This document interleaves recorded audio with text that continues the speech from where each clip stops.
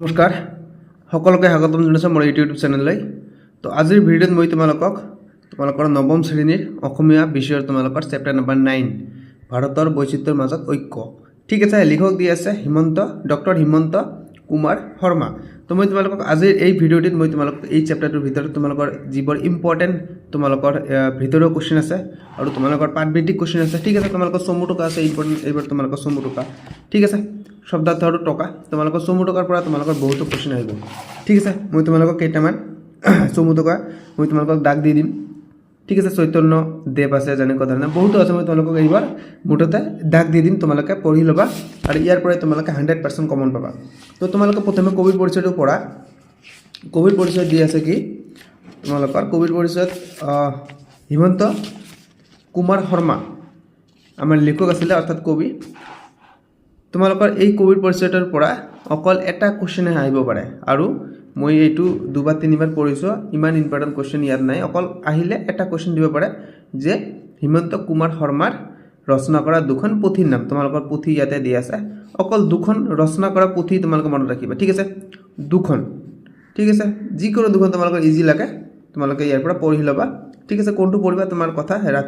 ৰাখি বন্ধন দি আছে, এইটো ইজি আছে তোমালোকৰ, আৰু জীয়নী সৌৰভ এই দুটা ইজি আছে, বা সন্ধ্যা ৰাগ তোমালোকে যিকোনো দুটা তোমালোকে পঢ়ি ল'বা। ঠিক আছে, এইটো কুৱেশ্যনে তোমালোকৰ লিখকৰ পৰিচয়ৰ পৰা আহিব পাৰে আৰু জন্ম মৃত্যু চন ইমান ইম্পৰ্টেণ্ট নহয়। ঠিক আছে, আৰু তোমালোকে এটা কাম কৰিবা, তোমালোকে যদি মোৰ চেনেলটো এতিয়ালৈকে তোমালোকে ছাবস্ক্ৰাইব কৰা নাই, তোমালোকে ছাবস্ক্ৰাইব কৰিবা। মই তোমালোকক অনুগ্ৰহ কৰি কৈ আছোঁ, তোমালোকৰ ভাৱ বিষয়ক যিবোৰ কুৱেশ্যন আছে এই সকলোবোৰ কুৱেশ্যন মই তোমালোকক চুটিকৈ আলোচনা কৰাই দিম, আৰু যাতে তোমালোকে চুটিকৈ লিখিও যাতে তোমালোকে সম্পূৰ্ণ মাৰ্ক পোৱা তেনেকুৱা ধৰণে মই উত্তৰ লিখি ৰাখিছোঁ। ঠিক আছে, তোমালোকে মুঠতে চেনেলটো ছাবস্ক্ৰাইব কৰিবা। মই তোমালোকক প্ৰথমে শব্দাৰ্থ এবাৰ দাগ দি দিম। এই শব্দাৰ্থ আৰু টকাবাৰ প্ৰথমে দাগ দি দিম, আৰু তোমালোকক মই প্ৰথমতে এই শব্দটোৰ পৰা শেষ হোৱাৰ পিছতে মই তোমালোকক এডিশ্যনেল কুৱেশ্যন কেইটামান দি আছে মই আলোচনা কৰাই দিম। তাৰপিছত মই তোমালোকক পাঠভিত্তিক কুৱেশ্যন বা আলোচনা কৰাই দিম। ঠিক আছে, আৰু গ্ৰামাৰ ছেশ্যনটো আমাৰ আছে ভাৱ বিষয়ক, এইবোৰ মই তোমালোকক পিছত আলোচনা কৰাই দিম। মুঠতে তোমালোকক মই প্ৰথমে এইবোৰ আলোচনা কৰাই দিম। তোমালোকে শব্দাৰ্থ তোমালোকে পেজ নম্বৰ 46 বাহিৰ কৰিবা। পেজ নম্বৰ 46 ইয়াতে তোমালোকে চোৱা, পেজ নম্বৰ 46 তোমালোকে ইয়াৰ পৰা অকল এটা পঢ়িবা, চৈতন্য দেৱ। ঠিক আছে, মই বহুত এনালাইজ কৰিছোঁ, কৰি তোমালোকক মই এই চৈতন্য দেৱটো দিছোঁ, কাৰণ এইটো ইয়াৰ পৰা তোমালোকৰ আহিব পাৰে যে চৈতন্য দেৱ বা কি তোমালোকৰ কুৱেশ্যন কি হ'ব যে চৈতন্য দেৱৰ জন্ম ক'ত আৰু কেতিয়া হৈছিল। ঠিক আছে, নৱদ্বীপত চৈতন্য দেৱ বা দেৱৰ জন্ম হৈছিল কেতিয়া, তোমালোকৰ চন দি আছে। তোমালোকৰ কুৱেশ্যন এনেকুৱা আহিব যে চৈতন্য দেৱৰ জন্ম ক'ত হৈছিল, নৱদ্বীপত। ঠিক আছে, কুৱেশ্যনটো এইটো কুৱেশ্যন আহিব পাৰে। ঠিক আছে, আৰু এটা কুৱেশ্যন আছে জেৰুজালেম, ইয়াতে দি আছে জেৰুজালেম। ইয়াতে কি দি আছে, প্ৰাচীন পেলেষ্টাইনৰ অন্তৰ্গত এখন নগৰ, কিন্তু এই জেৰুজালেম কিন্তু এতিয়া পেলেষ্টাইনৰ নহয়, এতিয়া এই জেৰুজালেম ইজৰাইলৰ ৰাজধানী হৈ আছে। ঠিক আছে, ইয়াত খ্ৰীষ্ট ধৰ্ম প্ৰবন্ধক যীশুৰ জন্ম হৈছিল। তোমালোকৰ কুৱেশ্যনটো কেনেকুৱা ধৰণে আহিব তোমালোকক মই কৈ দিছোঁ যে খ্ৰীষ্ট ধৰ্ম যীশুৰ জন্ম ক'ত হৈছিল, জেৰুজালেমত। তোমালোকে মনত ৰাখিবা দেই। আৰু জেৰুজালেম বৰ্তমান ইজৰাইলৰ ৰাজধানী, তোমালোকে মনত ৰাখিবা, the capital of Israel Jerusalem. ঠিক আছে, নানক তোমালোকে পঢ়িবা, বাল্মীকি পঢ়িবা। তোমালোকে মুঠতে এনেকুৱাকৈ পঢ়িবা। বাল্মীকিৰ পৰা তোমালোকৰ কি কুৱেশ্যন আহিব, ইয়াতে দি আছে যে তমসা নদীৰ পাৰত বাল্মীকিৰ আশ্ৰম আছিল। তোমালোকৰ কুৱেশ্যন আহিব যে কোন নদীৰ পাৰত বাল্মীকিৰ আশ্ৰম আছিল। ঠিক আছে, তমসা নদীৰ পাৰত। মই তোমালোকক এই কাৰণে দাগ দি দিছোঁ, তোমালোকে পঢ়িবা। ইয়াৰ পৰা তোমালোকৰ কুৱেশ্যন হ'ব। আৰু এটা কুৱেশ্যন আছে বেদ। তোমালোকে জানে বেদ কেই প্ৰকাৰৰ, এইটো কমন কুৱেশ্যন। ঠিক আছে, প্ৰতিবাৰে প্ৰতিটো এক্সামত ক্লাছ 6, 7, 8, 9, 10 বুলি কোনো কথা নাই, এইটো ডিগ্ৰীটো আছে। ঠিক আছে, আমাৰ AAC এটা ছাবজেক্ট আছে ডিগ্ৰীত, বেদৰ বিষয়ে এটা কুৱেশ্যন হয়, এটা দিবই দিব। ঠিক আছে, তোমালোকে বেদটো পঢ়ি ল'বা আগৰ পৰাই, তোমালোকৰ আপাৰ ক্লাছতে এই বেদৰ বিষয়ে পাবা। ঠিক আছে, যিমান দিন অসমীয়া কিতাপটো থাকিব। ঠিক আছে, আৰু মক্কা দি আছে, এইটো ইম্পৰ্টেণ্ট আছে যে আৰৱ দেশৰ ৰাজধানী আছিল মক্কা। আৰৱ দেশৰ ৰাজধানী আছিল, কিন্তু এতিয়া কিন্তু নাই। ঠিক আছে, এতিয়া আৰৱ দেশৰ ৰাজধানী আছে এমিৰেট, বা আৰৱ দেশৰ ৰাজধানী এতিয়া কি, আৰৱ এমিৰেট। ঠিক আছে, ইয়াতে কি দিছে যে প্ৰাচীন চহৰ, ইয়াত ইছলাম ধৰ্মৰ প্ৰবন্ধক হজৰত মহম্মদৰ জন্ম হৈছিল। তোমালোকৰ কুৱেশ্যনটো এনেকুৱা ধৰণৰ দিব যে ইছলাম ধৰ্মৰ প্ৰবন্ধক কোন আছিল, মহম্মদ। ঠিক আছে, হজৰত মহম্মদ, আৰু হজৰত মহম্মদৰ জন্ম ক'ত হৈছিল, মক্কাত হৈছিল। এইটো কুৱেশ্যন আহিব পাৰে। তেনেকুৱা ধৰণে মহাবীৰ দি আছে জৈন ধৰ্মৰ প্ৰবন্ধক, তোমালোকে এইখিনি পঢ়িবা, ইয়াৰ পৰাই কুৱেশ্যন হ'ব পাৰে। মই এইখিনি তোমালোকক যিকেইটা তোমালোকে আলোচনা কৰি দিছোঁ, মক্কা, মহাবীৰ, বেদ, বাল্মীকি, নানক, জেৰুজালেম, আৰু এইফালে চৈতন্যদেৱ, ইয়াৰ পৰাই তোমালোকৰ 100% কমন ভিতৰৰ কুৱেশ্যন আহিব যদি দিয়ে। আৰু এতিয়া মই তোমালোকক আৰু ইফালে এটা আছে পেজ নম্বৰ তোমালোকৰ 48 ৰামায়ণটো তোমালোকে পঢ়ি ল'বা ঠিক আছে তো মই ইয়াৰ পিছত তোমালোকক অতিৰিক্ত কুৱেশ্যন অৰ্থাৎ ভিতৰৰ কুৱেশ্যন যিবোৰ তোমালোকৰ ইম্পৰ্টেণ্ট আছে এইবোৰ আলোচনা কৰিম আৰু শেষত মই তোমালোকক এই পাঠভিত্তিক কুৱেশ্যনবোৰ সহজতে একেবাৰে শৰ্টলি চমুকৈ আলোচনা কৰাই দিম তোমালোকে যদি এতিয়ালৈকে মোৰ চেনেলটো তোমালোকে ছাবস্ক্ৰাইব কৰা নাই তোমালোকে ছাবস্ক্ৰাইব কৰা মই তোমালোকক অনুগ্ৰহ কৰি কৈ আছোঁ তোমালোকে চেনেলটো ছাবস্ক্ৰাইব কৰা আৰু ভিডিঅ'টো সম্পূৰ্ণকৈ চাবা এই চেপ্টাৰৰ পৰা আমাৰ এইকেইটাই অতিৰিক্ত কুৱেশ্যন আছে ভিতৰৰ কুৱেশ্যন আছে প্ৰথম কুৱেশ্যন কি দিছে যে ডক্টৰ হেমন্ত কুমাৰ শৰ্মাই কৰ পৰা ডক্টৰেট ডিগ্ৰী লাভ কৰিছিল গুৱাহাটী বিশ্ববিদ্যালয়ৰ পৰা 2 নম্বৰ কি দিছে আমাক তোমালোকে 2 নম্বৰ চোৱা যে ভাৰতৰ বিভিন্নতাৰ মাজত থকা একতাক লেখকে কিহৰ লগত তুলনা কৰিছে উত্তৰ ইয়াতে দিয়া আছে যে বহুৰঙী সূতাৰে গথা এখনি ফুলাম দলিচাৰ সৈতে তুলনা কৰিছে 3 নম্বৰ কি দিছে যে অসমৰ বিভিন্ন ধৰ্মৰ লোকসকলক কিহে একতাৰ ঢোলেৰে বান্ধি ৰাখিছে কিহে মাতৃভাষা অসমীয়াই ঠিক আছে বা মাতৃভাষাৰ যোগেদি আমি সকলে এক হৈ আছো অসমীয়া ভাষা আমাৰ কোৱেশ্চন নম্বৰ 4 কি দিছে যে ভাৰতীয় সংস্কৃতিৰ এটা প্ৰধান বৈশিষ্ট্য কি এটা দিছে উদাৰতা আৰু গ্ৰহণশীলতা কোৱেশ্চন নম্বৰ 5 দিছে ভাৰতত কেনে ধৰণৰ ভৌগোলিক বৈচিত্ৰ্য দেখা যায় এটা তোমালোকে পঢ়ি ল'বা কোৱেশ্চন নম্বৰ 6 কি দিছে কিহৰ জৰিয়তে ভাৰতীয় ভাৱধাৰা আৰু দৰ্শন সমগ্ৰ দেশত প্ৰচাৰিত হৈছিল এটা তোমালোকে জানে সংস্কৃত ভাষা আৰু মহাকাব্যৰ জৰিয়তে কোৱেশ্চন নম্বৰ 7 দিছে কি ঐক্য স্থাপনৰ ক্ষেত্ৰত সুকুমাৰ কলা আৰু সংস্কৃতিৰ বৰঙণিও উলাই কৰিব নোৱাৰি ইয়াত সুকুমাৰ কলা বুলিলে কি বুজোৱা হৈছে ভেৰি ইম্পৰ্টেণ্ট কোৱেশ্চন দে তোমালোকৰ এইটো তোমালোকক এটা দিছে সংগীত নৃত্য চিত্ৰকলা ভাস্কৰ্য আৰু স্থাপত্য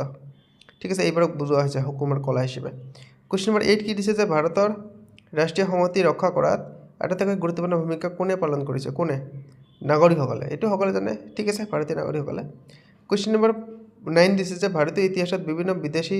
জাতিৰ আগমনৰ পৰিণাম কি হৈছিল তোমালোকে পঢ়ি ল'বা এইটো কোৱেশ্চন নম্বৰ 10 আমাৰ শেষৰটো এমসিকিউ কোৱেশ্চন আমাৰ শেষৰটো অতিৰিক্ত কোৱেশ্চন যে লিখকে প্ৰবন্ধটোত বৈচিত্ৰ্য কিহৰ প্ৰাচুৰ্য বুলি উল্লেখ কৰিছে কিহৰ সৌন্দৰ্য আৰু বিচিত্ৰৰ প্ৰাচুৰ্য বুলি উল্লেখ কৰিছে ঠিক আছে এতিয়া মই তোমালোকক পাঠভিত্তিক কুৱেশ্চনবোৰ আলোচনা কৰাই দিম পাঠভিত্তিক কুৱেশ্চনবোৰ তোমালোকে চোৱা প্ৰথম কুৱেশ্চন কি দিছে প্ৰাগৈতিহাসিক যুগত যিসকল ভাৰতীয় লোক পৰ্বতৰ গুহা আৰু গছৰ ধন্দত বাস কৰিছিল তেওঁলোকক কি বোলা হয় ঠিক আছে আদিম অধিবাসী বোলা হয় ঠিক আছে উত্তৰটো ইয়াতে দিয়া আছে খ নম্বৰ কুৱেশ্চন কি দিছে বুদ্ধদেৱৰ আসল নাম কি তোমালোকে জানাই এইটো ইয়াতে দিয়া আছে সিদ্ধাৰ্থ গৌতম আৰু সাংকহিং গ নম্বৰ কুৱেশ্চন দিছে মহাভাৰত আৰু অষ্টাদশ পুৰাণ প্ৰণেতা কোন বেজদেৱ ঠিক আছে তো তোমালোকে যদি এতিয়ালৈকে মোৰ চেনেলটো তোমালোকে ছাবস্ক্ৰাইব কৰা নাই তোমালোকে ছাবস্ক্ৰাইব কৰিবা আৰু ভিডিঅ'টো লাইক কৰি দিবা ঘৰ নম্বৰ কুৱেশ্চন দিছে যে কুষাণ বংশৰ শ্ৰেষ্ঠ ৰজাৰ নাম কি কনিষ্ক শ্ৰেষ্ঠ কৈছে দে গ্ৰেট কিং অফ কুষাণ এইটো হৈছে আমাৰ কনিষ্ক নম্বৰ কুৱেশ্চন দিছে যে জৈন ধৰ্মৰ প্ৰবন্ধক কোন মহাবীৰ ঠিক আছে আৰু তোমালোকৰ ইয়াৰ পৰা আৰু এটা কুৱেশ্চন আহিব পাৰে যে জৈন ধৰ্মৰ 24তম তীৰ্থংকৰ কোন আছিলে এইটো আমাৰ মহাবীৰ ঠিক আছে 24 2 নম্বৰ কুৱেশ্চন কি দিছে আমাক যে কি বিশ্বত ভাৰতৰ বিচিত্ৰতা লক্ষ্য কৰিব পাৰি পাঠৰ সহায়ত লিখা তোমালোকে পঢ়ি ল'বা এইটো উত্তৰ ইয়াতে দি আছে ইমান ইম্পৰ্টেণ্ট নহয় এইটো 3 নম্বৰ কুৱেশ্চনটো পঢ়া যে ভাৰতবৰ্ষৰ ভৌগোলিক অৱস্থান কি কাৰণে বৈচিত্ৰ্যপূৰ্ণ বুলি কোৱা হৈছে লিখা ঠিক আছে এইটো কুৱেশ্চনৰ উত্তৰ ইয়াতে দি আছে ভিডিঅ'টো লং হৈ গৈ আছে তোমালোকে মই উত্তৰখিনি স্ক্ৰীনত শ্বেয়াৰ কৰি আছো তোমালোকে স্ক্ৰীনশ্বট মাৰি তোমালোকে পঢ়ি ল'বা ইয়াৰ উত্তৰ এইটো ঠিক আছে কুৱেশ্চন নম্বৰ 4 দিছে আমাক আৰ্যসকল ভাৰতলৈ অহাৰ পাছত পৃথিৱীৰ বিভিন্ন ঠাইৰ পৰা ইয়ালৈ মানুহৰ হতৰ বিষয়ে চমুকৈ বৰ্ণনা কৰা ঠিক আছে কুৱেশ্চনটো এইটো উত্তৰ আমাৰ ইয়াতে দিয়া আছে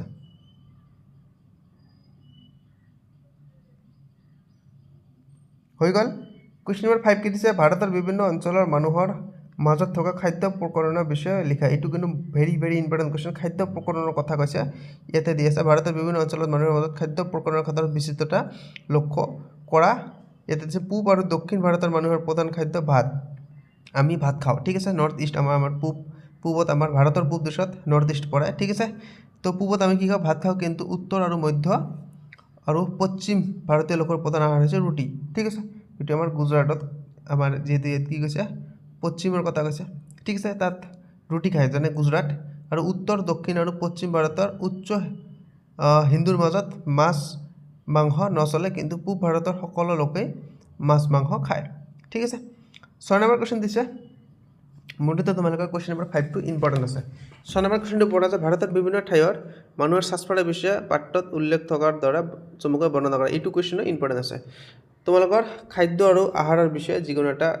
বিষয়ে তোমালোকৰ এইটো চেপ্টাৰৰ পৰা এক্সামত দিব পাৰে ঠিক আছে আমাৰ 5 নম্বৰ কোৱেশ্চনটো খাদ্যৰ বিষয়ে আছিল এইটো আমাৰ সাজপাৰৰ বিষয়ে ঠিক আছে যিকোনো এটা দিব পাৰে উত্তৰ এইটো তোমালোকে লিখি লবা ইয়াতে এইটো মোস্ট ইম্পৰ্টেন্ট কোৱেশ্চন এইবোৰ ইম্পৰ্টেন্টৰ উপৰি আৰু এটা মোস্ট ইম্পৰ্টেন্ট আছে যে আৰ্যসকলৰ পাছত ভাৰতলৈ অহা দুটা বিদেশী জাতিৰ পৰিচয় দিয়া মোগল আৰু ইংৰাজ ঠিক আছে এই দুটাৰ বিষয়ে কিন্তু তোমালোকৰ এক্সামত এই কোৱেশ্চনটো দিব পাৰে ভেৰি ভেৰি ইম্পৰ্টেন্ট কোৱেশ্চন তোমালোকৰ ইংৰাজৰ বিষয়ে ইয়াতে দিয়া আছে ঠিক আছে তো ইংৰাজ আৰু মোগলৰ ভিতৰত আমাৰ মোগল কিন্তু প্ৰথমত ভাৰতত আহিছিল ঠিক আছে তোমালোকৰ মোগলৰ বিষয়ে ইয়াতে দিয়া আছে হৈ গল আৰু এতিয়া আমাৰ কোৱেশ্চন নম্বৰ 8 দিছে যে জীবৰে বিভিন্ন দেশত ভাৰতৰ বৈচিত্ৰ্য আনিছে সেইবোৰে আকৌ স্থান বিশেষে ঐক্যৰ হেতু তোমালোকে কোৱেশ্চনটো চোৱা স্থান বিশেষে ঐক্যৰ হেতু নিৰ্মাণ কৰি দিছে এই কথাৰ মাজতে কি বুজাবলৈ চেষ্টা কৰা হৈছে উত্তৰ ইয়াতে দিছে তোমালোকে পঢ়ি লবা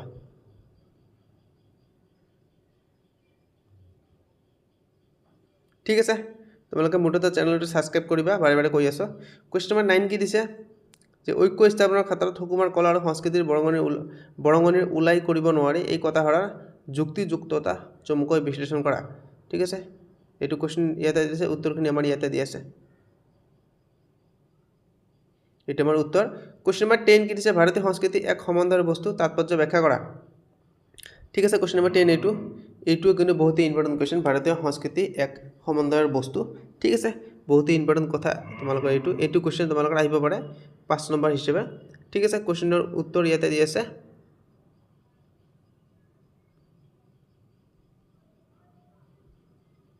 আৰু 11 নম্বৰ কোৱেশ্চন দিছে চমু উত্তৰ দিয়া কোনবোৰ লোক মংগোলীয় গোষ্ঠীৰ লোক নগাবৰা মিচিং কাৰ্বি আৰু গাৰো ঠিক আছে এটো গাৰো নহয় এটো গাৰো হ'ব তোমালোকৰ তাৰ পিছত তোমালোকৰ সুকুমাৰ কলা কোনবিলাক কবিতা সংগীত চিত্ৰবিদ্যা স্থাপত্য ভাস্কৰ্য এইবাৰ 5 বিধ ঠিক আছে আৰু গণমাৰ কোৱেশ্চন কি গ্ৰন্থই প্ৰাচীন কালেৰে পৰাই ভাৰতবাসী চিন্তাধাৰা আৰু আদৰ্শৰ ক্ষেত্ৰত ঐক্য ভাৱ গঢ়াত সহায় কৰিছে তোমালোকৰ উত্তৰ ইয়াতে দি আছে ঠিক আছে 12 নম্বৰ কোৱেশ্চন কি দিছে কি পাৰ্থক্য থকা সত্য ভাৰতীয় লোকসকলৰ মাজত এটি সামূহিক মিল আছে ঠিক আছে তোমালোকে এই 12 নম্বৰ কোৱেশ্চনৰ উত্তৰটো পঢ়ি লবা 2 মাৰ্কছৰ কাৰণে আহিব পাৰে ভেৰি ভেৰি ইম্পৰ্টেন্ট কোৱেশ্চন এইটো ঠিক আছে 13 নম্বৰ কোৱেশ্চন দিছে যে উত্তৰ ভাৰতৰ তিৰোতাসকলে সাধাৰণতে কেনে ধৰণৰ পোছাক পৰিধান কৰে আৰু এটি বৰ্ণনা দিয়া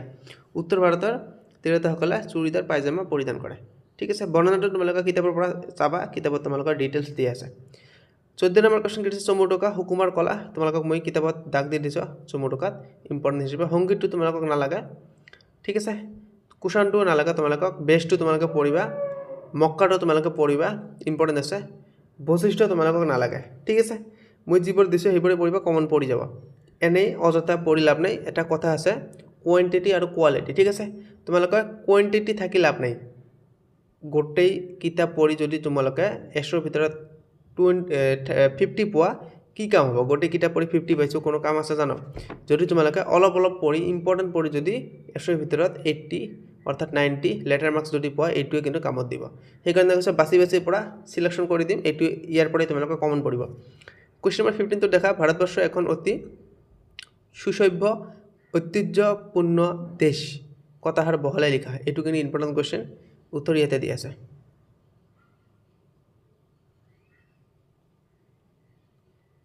16 নম্বৰ কোৱেশ্চন দিছে যে তোমাৰ দৈনন্দিন খাদ্য সম্ভাৰত বাহিৰৰ কোন মানৱ জাতিৰ খাদ্যাভ্যাস পোৱা যায় চমুকৈ লিখা ঠিক আছে এইটো কোৱেশ্চনৰ উত্তৰ তোমালোকক নালাগে এইটো কোৱেশ্চন কেতিয়া না আহে ঠিক আছে আৰু ভাব বিষয় তোমালোকে চোৱা তলৰ শব্দ বৰ সন্ধি ভাঙা এটা দি আছে আৰু 18 নম্বৰ কোৱেশ্চন কি দিছে যে তলৰ শব্দবোৰ প্ৰত্যয় নিৰ্ণয় কৰা ইম্পৰ্টেন্ট কোৱেশ্চন প্ৰত্যয়